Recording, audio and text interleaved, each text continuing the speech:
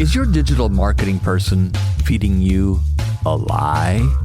Hi, this is Scott Howard, also known as ScLoHo, with a fresh episode of the genuine ScLoHo Media and Marketing Podcast. I record these just about every week at the Federated Media Studios in Fort Wayne, Indiana, where I work for WOWO, that's WOWO Radio, and a couple of our sister stations. And this is an ongoing collection of media, marketing, and personal insights that I've been sharing in podcast form since 2017. This is the audio version of my latest article that I publish at my own website, scotthoward.me. Altogether, I published over 1,600 articles, and this one is titled Beyond the Click. The truth about trackable advertising was the subject of a sound advice email newsletter that I sent to my subscribers. I'll add you to the mailing list too if you ask. It's free and is delivered once a week. Not everything that counts can be counted. It's easy to fall in love with advertising that you can track. You know, clicks, conversions, CPMs. These numbers can seduce business owners because they make us feel smart and in control. Digital ads, Google, social media, YouTube, etc. can absolutely play a role in your marketing. They're great for short-term wins and direct response. But the kind of advertising that builds great brands, that earn customer loyalty, price flexibility, and long-term growth, that kind isn't trackable. Branding advertising is emotional. It's remembered, and it often takes time before it shows up in a sales report. Here's the trap. When everything has to prove a return on investment in 30 days or less, you end up making ads say little, do less, and vanish without a trace. You end up planting seeds and only harvest what's already grown. What you need to be doing is keep planting seeds.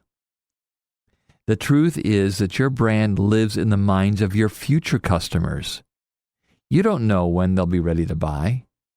If they don't know you, trust you, or like what you stand for, then no amount of perfectly targeted digital ads will change that.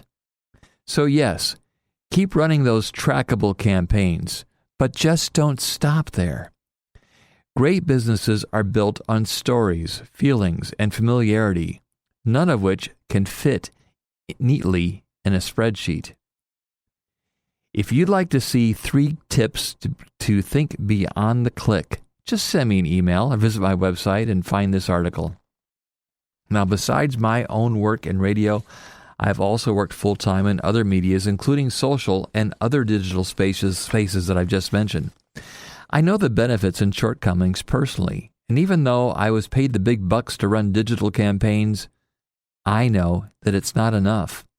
A few years ago, I had a client that was a local business owner who was spending $20,000 a month on social media ads and just $4,000 monthly on my radio station. When we looked at the results, the number of appointments from social media ads were double the number of appointments from his radio ads. How many of those appointments stuck and became a real selling opportunity?